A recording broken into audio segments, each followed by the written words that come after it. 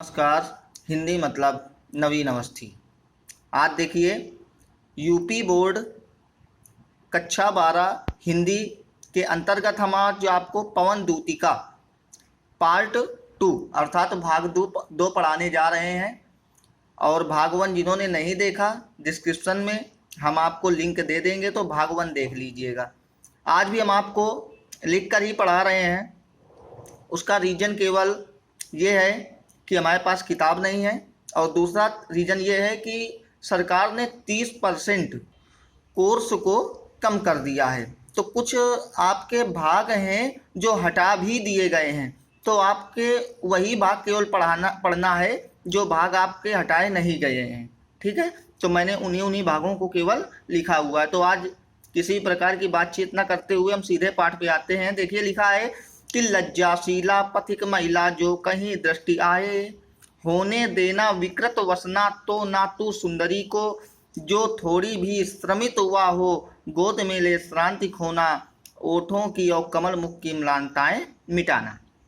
लज्जाशील माने होता है लज्जाशील अर्थात शर्म को धारण करने वाली, पथिक माने रास्ते में चलने, महिला माने महिला तो रास्ते में चलने वाली महिला कैसी हो, शर्मशील हो अर्थात लज्जाशील हो, जो कहीं, जो माने जो कहीं माने कहीं, दृष्टि माने दिखाई आए पड़ जाए, होने देना, होने देना, विकृत, विकृत माने होता है अस्त व्यस्त, वसना माने कपड़े, ना माने नहीं, तू माने तू, कौन पवन, सुंदरी माने सुंदरी, यानी कौन सुंदरी, जो रास्ते में चल रही है वह स्त्री सुंदरी, थोड़ी भी वह श्रमित हो, श्रमित माने परिश्रम से भरी हुई या थकी हुई, तो गोद माने गोद, श्रांति माने थकावट को, खोना माने दूर करना, ओठों माने ओठों की, अब कमल मुख माने कमल रूपी मुख की, म्लानताएं मानते थकावट को या मुरझायापन को, मिटाना माने दूर कर देना। देखिए बहुत ही सिंपल लाइनें हैं।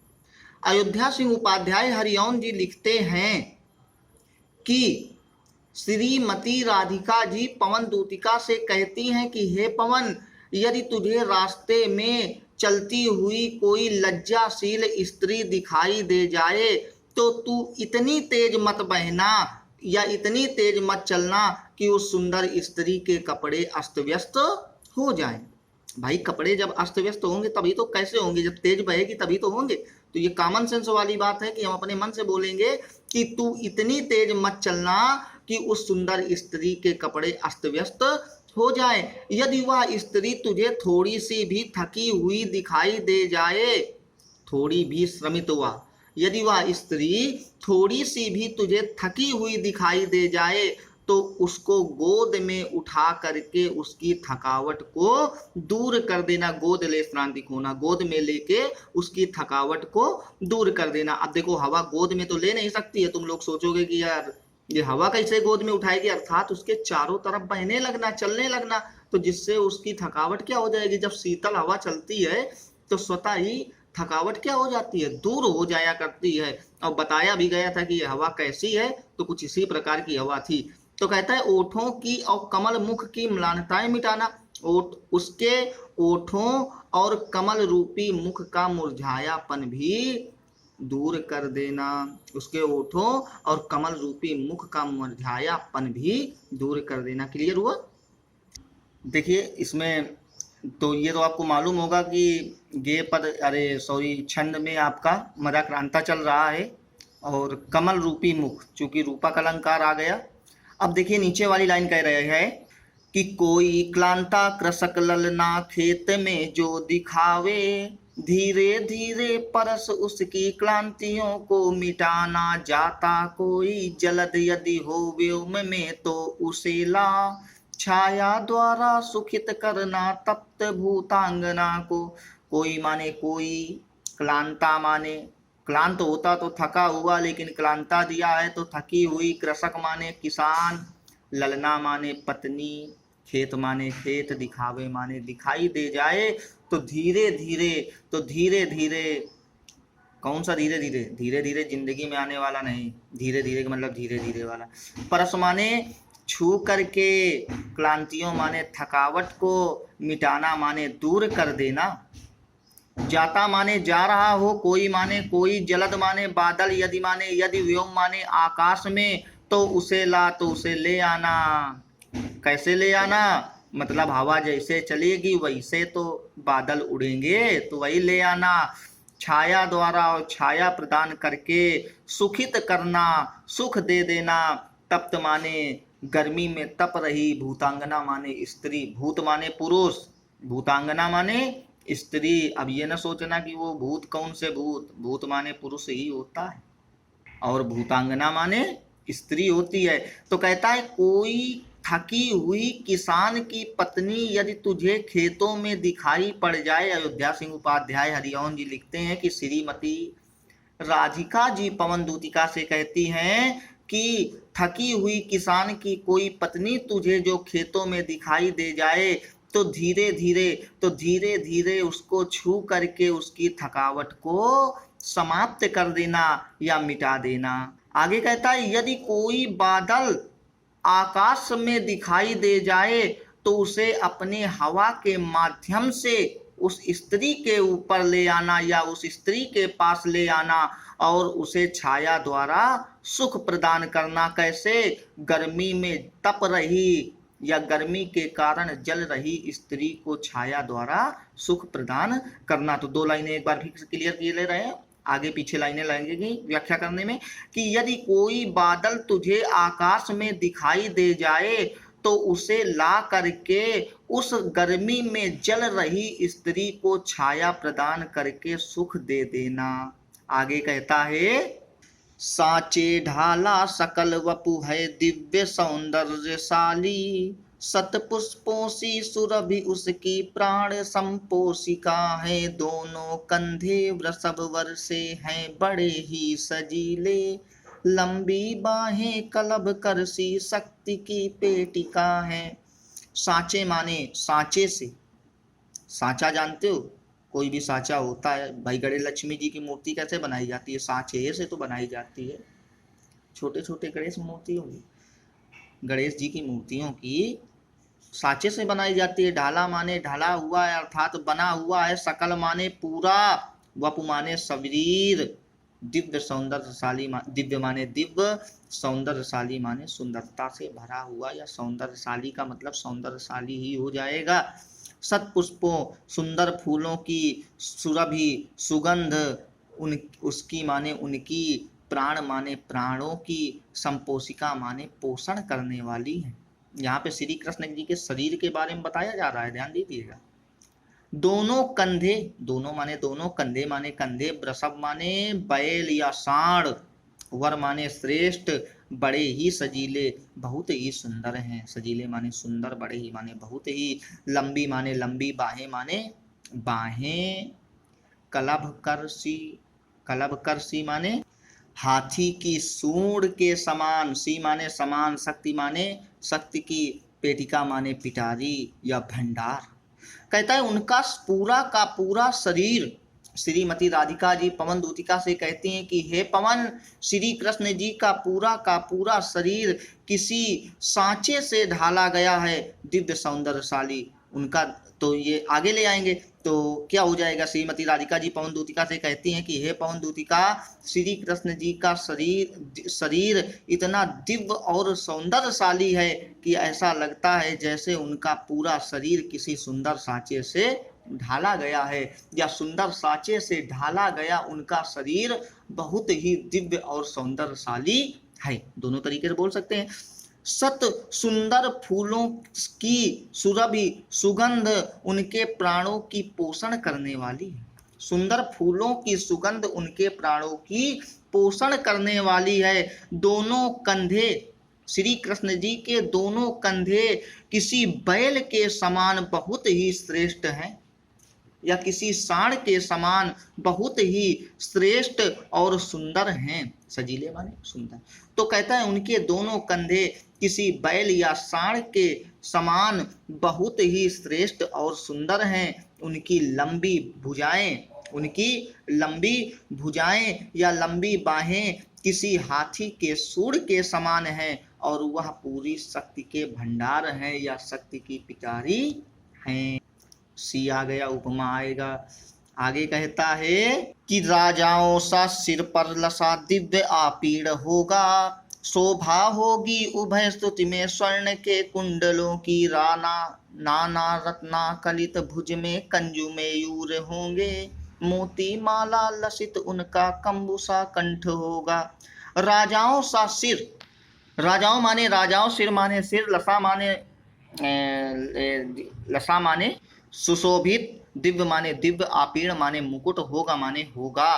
तो शोभा होगी, शोभा बढ़ रही होगी, उभय माने दोनों, स्तुति माने कानों में, स्वर्ण माने सोने के, कुंडलों माने कुंडलों से, तो उनके सोने के कुंडलों से उनके कानों की शोभा क्या हो रही होगी, बढ़ रही होगी। नाना रत्न कलित, नाना प्रकार के, नाना माने अनेकों प्रकार के, नानी वाले नाना नहीं, अनेकों प्रकार के रत्नाकलित, रत्नों से भरे हुए, भुज माने भुजाओं में, मंजू केयूर, मंजू माने कोमल, केयूर माने होता है बंद, बाजू बंद।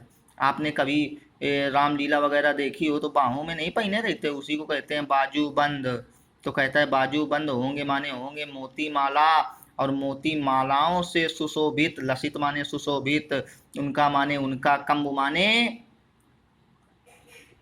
शंख, सा माने समान, कंठ माने गला, होगा माने होगा।